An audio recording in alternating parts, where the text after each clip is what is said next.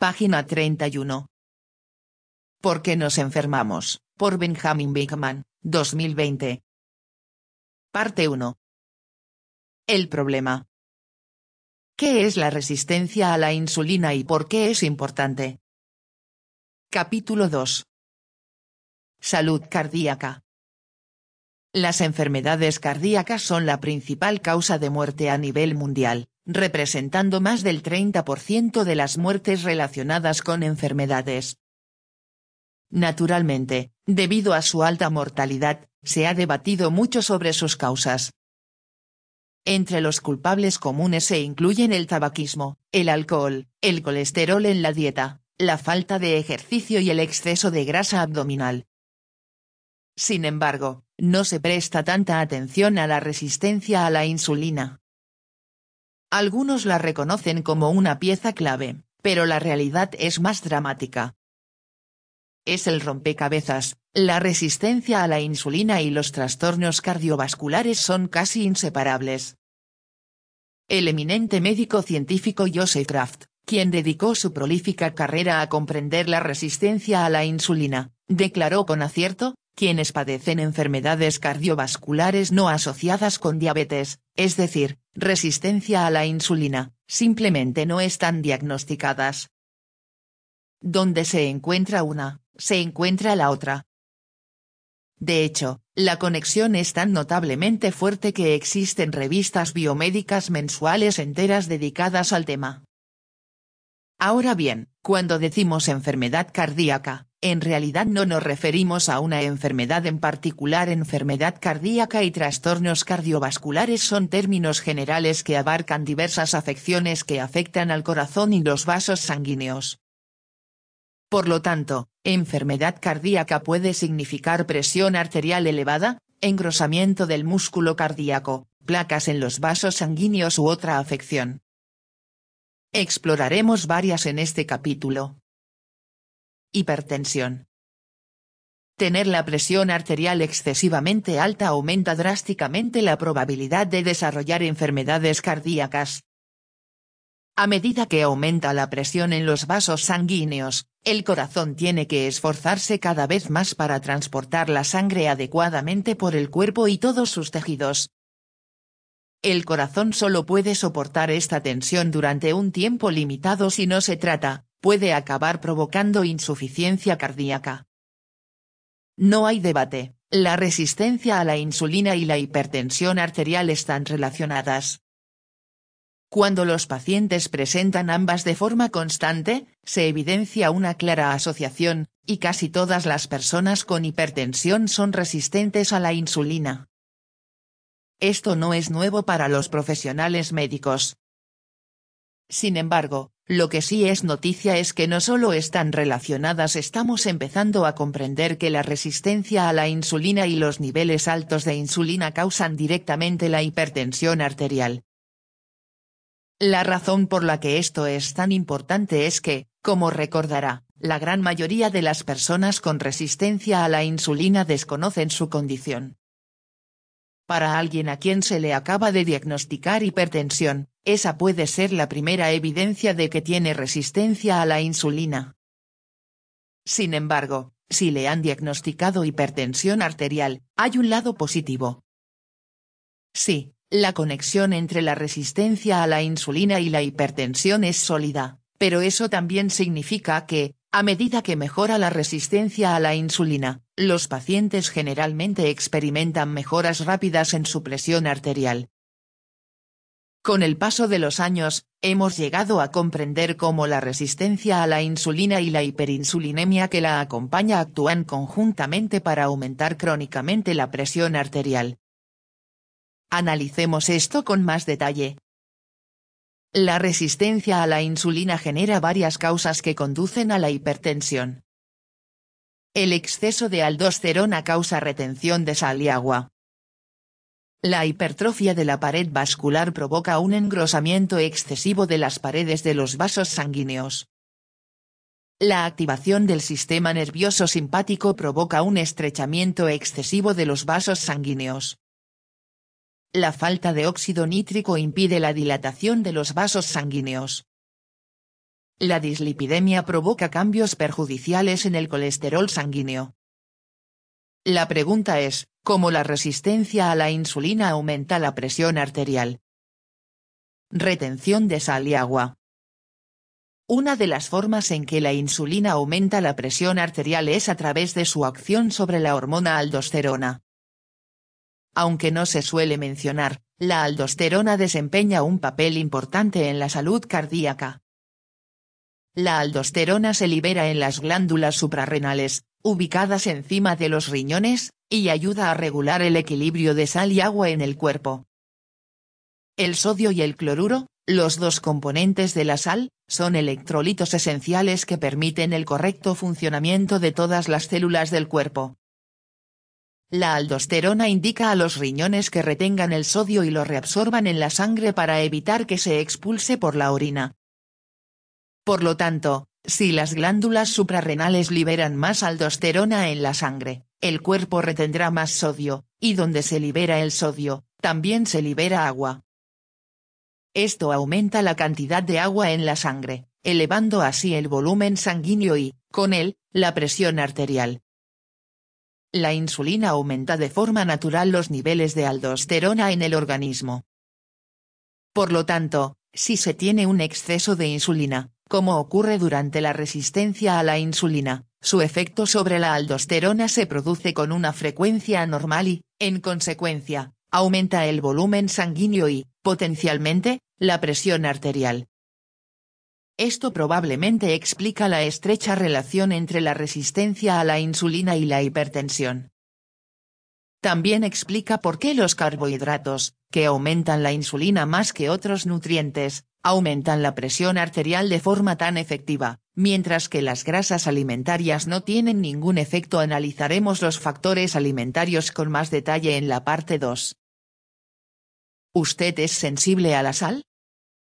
Algunas personas desarrollan hipertensión debido al consumo excesivo de sal, pero otras pueden consumir mucha sal sin presentar dicha respuesta.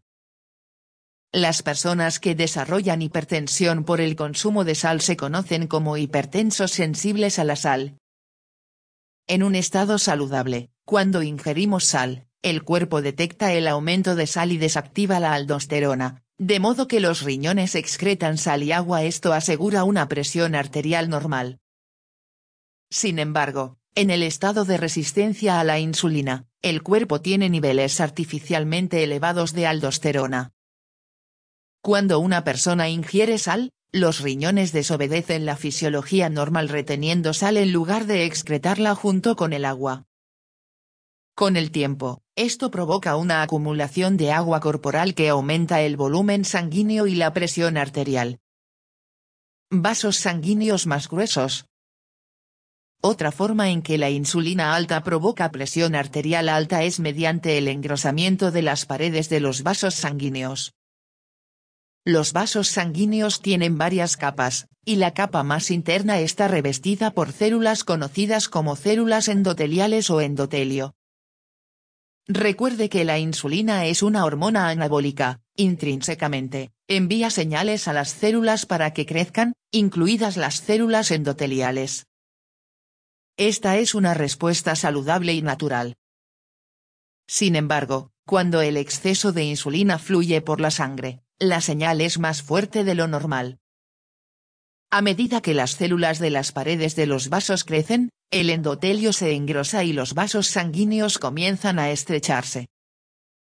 Imagine una manguera de jardín que se engrosa al fluir el agua a través de ella. A medida que las paredes de la manguera presionan el agua que fluye, la presión dentro de la manguera aumenta. Esto es exactamente lo que ocurre en los vasos sanguíneos, ya que el exceso de insulina estimula excesivamente el crecimiento endotelial.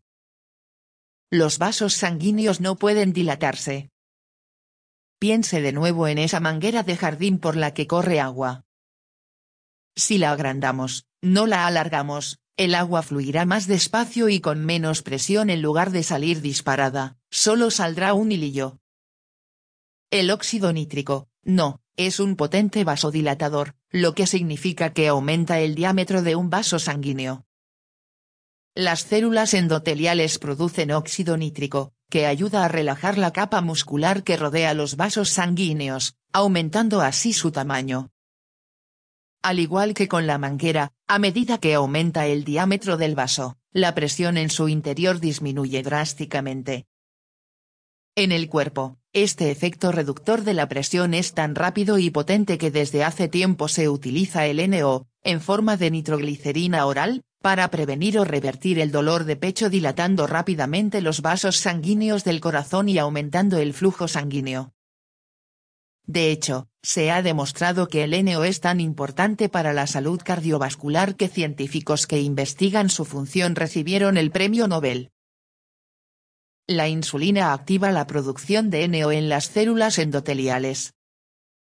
Cuando la insulina fluye a través de los vasos sanguíneos, les indica que produzcan NO, lo que provoca la dilatación de los vasos sanguíneos y aumenta el flujo sanguíneo a esa zona.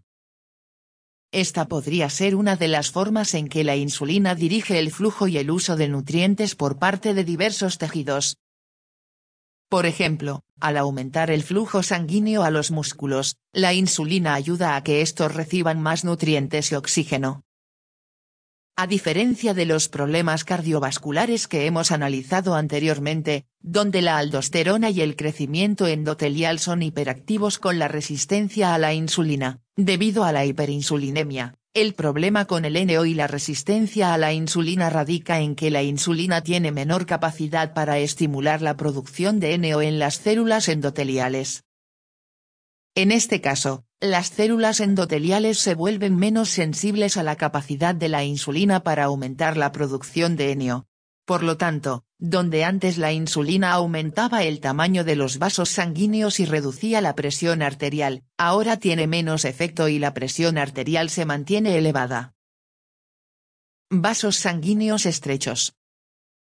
Nuestro sistema nervioso simpático regula las acciones inconscientes del cuerpo, incluyendo la frecuencia cardíaca y la fuerza de contracción cardíaca, el tamaño de los vasos sanguíneos, las glándulas sudoríparas, entre otras. Se le conoce comúnmente como la respuesta de lucha o huida porque sus eventos impulsan al cuerpo a actuar, prepara el sistema para que rindamos al máximo. Parte de esta respuesta consiste en aumentar la presión arterial. A menudo pensamos que la presión arterial alta es algo malo, pero cuando luchamos o huimos por nuestra supervivencia, en realidad es muy útil porque puede aumentar el suministro de sangre, con todos sus nutrientes y oxígeno, a diversos tejidos del cuerpo, especialmente a los músculos. Curiosamente, incluso en ausencia de una amenaza percibida, la insulina activa este proceso, aunque de forma sutil. Sin embargo, cuando se tiene demasiada insulina debido a la resistencia, este proceso es hiperactivo, nuestro sistema activa ligeramente la respuesta de lucha o huida hasta tal punto que experimentamos un aumento de la presión arterial que dura mientras la insulina esté elevada. Cambios no saludables en los lípidos sanguíneos. Los lípidos son grasas o sustancias similares a las grasas presentes en la sangre y los tejidos. El cuerpo almacena grasas para su uso futuro como energía y, cuando la necesita, puede descomponer los lípidos en ácidos grasos y quemarlos como la glucosa. La dislipidemia es simplemente un estado en el que se presenta una cantidad anormal de lípidos en la sangre. Generalmente, esto se define simplemente por un exceso de lípidos, pero también puede indicar un desequilibrio en los niveles habituales de los diversos lípidos. Los principales responsables de los lípidos son los triglicéridos, TG, el colesterol de lipoproteínas de baja densidad, LDL, y el colesterol de lipoproteínas de alta densidad, HDL. Con frecuencia, los médicos se centran en estos dos tipos de colesterol, y la creencia dogmática es que el colesterol LDL es el villano. Muchas fuentes se refieren al HDL como colesterol bueno y al LDL como colesterol malo. Si bien existen datos que respaldan esta conclusión, numerosos estudios sugieren lo contrario. Hay poca evidencia consistente que respalde la teoría de que el LDL sea tan letal como se creía. Esta inconsistencia podría estar relacionada con la forma en que lo medimos. Aunque se le llama colesterol LDL de baja densidad, en realidad se presenta en varios tamaños y densidades. Medirlo es cada vez más sencillo. Sabemos desde hace décadas que nuestra caracterización de las LDL es más significativa para predecir enfermedades cardíacas cuando se categoriza por tamaño y densidad, lo que llamamos patrón. Existen dos patrones, denominados A y B, que representan los extremos de un espectro. El patrón A se refiere a una molécula de LDL más grande y menos densa, y el patrón B se refiere a una LDL más pequeña y densa. Ahora bien, para que un transportador de colesterol cause enfermedad, debe pasar de la sangre a la pared de los vasos sanguíneos. Podemos apreciar que una lipoproteína más pequeña y densa lo haría con mayor facilidad que una más grande. Si esto no tiene sentido, usemos una analogía. Imaginemos que estamos de pie en un puente sobre un río. En la mano izquierda, sostenemos una pelota de playa, LDLA, en la mano derecha, una pelota de golf, LDLB. Al dejar caer ambas pelotas al agua, ¿qué sucedería? La pelota de playa, menos densa y flotante, flotaría en el río, mientras que, como bien sabe cualquier golfista, la pelota de golf, más densa y menos flotante, caería al fondo, rebotando en el lecho. Es probable que las LDL A y B actúen de forma similar en los vasos sanguíneos. La LDLA tiende a flotar e interactuar con la pared vascular con menos frecuencia que la LDLB. Y, lo que es más importante, la LDL solo puede desprenderse de sus grasas y colesterol al chocar con la pared vascular. Por lo tanto, no es de extrañar que las personas con patrón B de LDL tengan una probabilidad notablemente mayor de sufrir complicaciones cardiovasculares que las personas con patrón A. 11. En la actualidad, determinar el tamaño de las LDL aún no es una parte habitual de los análisis de sangre típicos. Si se ha hecho un análisis de colesterol recientemente, quizá recuerde que el perfil lipídico solo informaba de los tres lípidos principales, TG, LDL y HDL. Sin embargo, curiosamente, podemos usar dos de esos números como un indicador muy preciso del tamaño de las LDL, un método pobre, por así decirlo. Al dividir el nivel de triglicéridos, en mg/dl, entre el HDL, en mg/dl/HDL, obtenemos una razón sorprendentemente precisa para predecir el tamaño de las LDL. Cuanto menor sea la razón, por ejemplo, aproximadamente menor a 2,0, mayor será la prevalencia de partículas LDL más grandes y flotantes, es decir, predomina la LDLA. Sin embargo, a medida que la razón aumenta, aproximadamente mayor a 2,0, las partículas LDLB, pequeñas y densas, son más comunes. 12. Prácticamente todos los análisis de sangre incluyen TG y HDL, lo que significa que podemos obtener fácilmente una idea de nuestro tipo de patrón de LDL individual sin necesidad de una prueba especializada. Pero, ¿qué tiene todo esto que ver con la resistencia a la insulina? La insulina impulsa selectivamente la producción de LDL de patrón B en el hígado, donde se produce casi todo el colesterol. A medida que los niveles de insulina aumentan de forma constante con el aumento de la resistencia a la insulina, el hígado recibe la señal para cambiar al individuo hacia un perfil de LDL de patrón B. 13.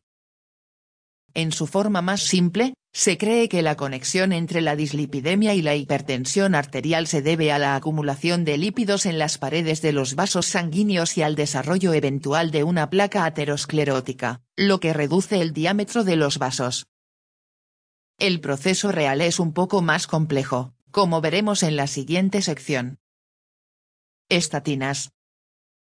Las estatinas son uno de los medicamentos más utilizados. Se utilizan para reducir los niveles de colesterol y, por lo tanto, su objetivo es reducir el riesgo de enfermedades cardíacas. En el caso de quienes tienen un defecto genético conocido que eleva el colesterol a niveles muy altos, por ejemplo, hipercolesterolemia familiar, este podría ser el caso. 14.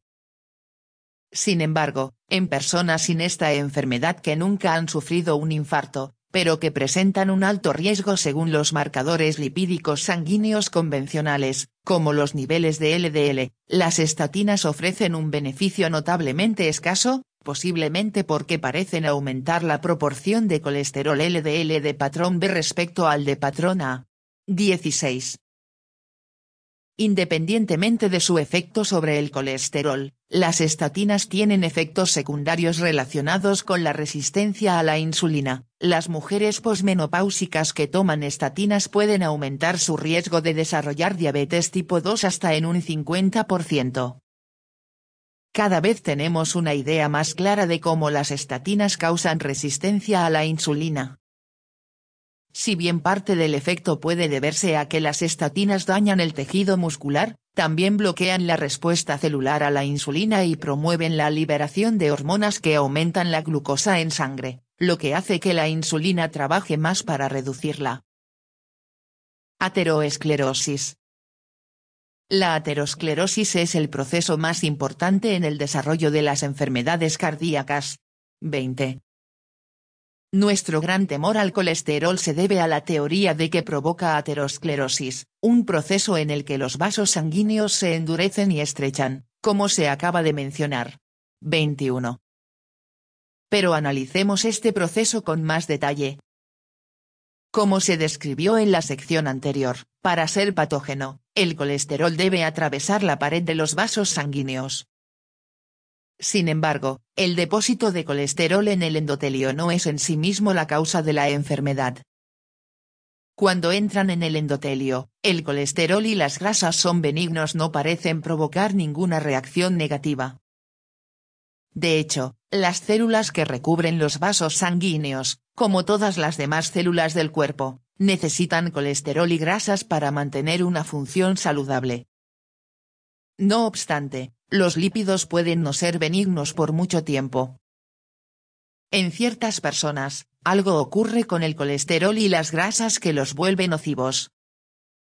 El mecanismo se activa cuando las grasas o el colesterol se oxidan, lo que ocurre cuando el estrés oxidativo es alto. Una vez que esto sucede, los glóbulos blancos llamados macrófagos engullen el lípido oxidado para evitar que oxide otras partes de las células. El nombre macrófago proviene del griego y significa comedor, lo cual es apropiado considerando cómo funcionan estas células: absorben y digieren patógenos, sustancias extrañas y restos celulares. Con el tiempo, el macrófago se carga de grasa oxidada o colesterol. La célula cargada de lípidos se conoce como célula espumosa debido a su apariencia espumosa al microscopio. Esta célula espumosa busca ayuda liberando proteínas para indicar a más macrófagos que acudan a la zona, lo que se conoce como respuesta inflamatoria. Con el tiempo, las nuevas células también se convierten en células espumosas, lo que agrava el problema. Finalmente, esta mezcla de células espumosas y lípidos se convierte en el núcleo de la placa aterosclerótica. A riesgo de complicar el problema, aunque se ha centrado mucho la atención en el colesterol, es más válido, y justo, culpar a las grasas no colestásicas.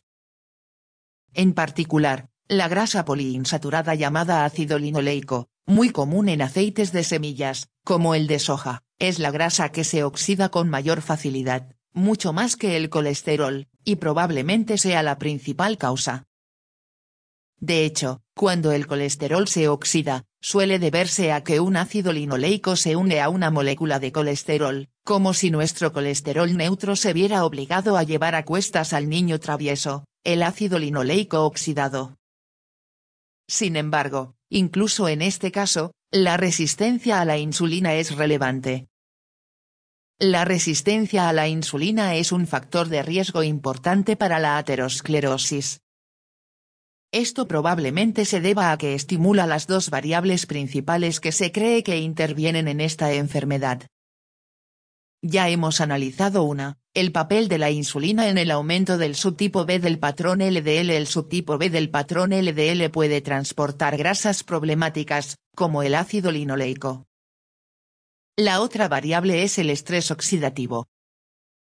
la resistencia a la insulina parece aumentar el estrés oxidativo. Más adelante veremos que se manifiesta en ambos sentidos, y que el estrés oxidativo también aumenta la resistencia a la insulina. Inflamación. Varios marcadores de inflamación, especialmente la cada vez más conocida proteína C reactiva, predicen los trastornos cardiovasculares con mayor precisión que los niveles de colesterol. Sorprendentemente, mientras que la insulina produce acciones antiinflamatorias en una persona sensible a la insulina, con niveles normales de insulina, la insulina activa la inflamación en personas resistentes a la insulina, con niveles altos de insulina. Esto es muy importante. Implicar la resistencia a la insulina como causa de inflamación la sitúa en el punto cero de las enfermedades cardíacas. Está combatiendo los vasos sanguíneos al hacer todo lo posible para promover la aterosclerosis. En primer lugar, la resistencia a la insulina aumenta la presión arterial, lo que aumenta la probabilidad de daño a los vasos sanguíneos. A continuación, aumenta la deposición de lípidos en las paredes de los vasos sanguíneos. Finalmente, la resistencia a la insulina aumenta la inflamación, promoviendo la infiltración continua de macrófagos en los vasos sanguíneos, que se cargan cada vez más de lípidos oxidados y se transforman en células espumosas. En conjunto, estos eventos, cada uno impulsado por separado por la resistencia a la insulina, culminan en la formación de una placa aterosclerótica. Con todo esto en mente, no es sorprendente que la insulina pueda promover directamente la formación de células espumosas en los vasos sanguíneos. Miocardiopatía. Una clase aparte de trastornos cardiovasculares afecta específicamente al músculo cardíaco, o miocardio. En la miocardiopatía, los músculos del corazón se vuelven incapaces de generar la fuerza suficiente para bombear sangre a través de los innumerables vasos del cuerpo. Existen varios tipos de miocardiopatía, pero todos se clasifican generalmente según los cambios estructurales en el corazón, incluyendo miocardiopatía dilatada, donde el corazón se ensancha. Miocardiopatía hipertrófica, donde el músculo cardíaco es demasiado grueso e impide un llenado adecuado, y miocardiopatía restrictiva, donde el músculo cardíaco se cicatriza y se endurece. En conjunto, estas miocardiopatías se denominan a veces insuficiencia cardíaca no isquémica, lo que significa que no es una falta de flujo sanguíneo, por ejemplo, aterosclerosis o un infarto, la causa del fallo cardíaco. De los tres tipos principales, la resistencia a la insulina se ha asociado más fuertemente con la miocardiopatía dilatada o MCD. Las células del músculo cardíaco dependen de la glucosa como su principal fuente de energía.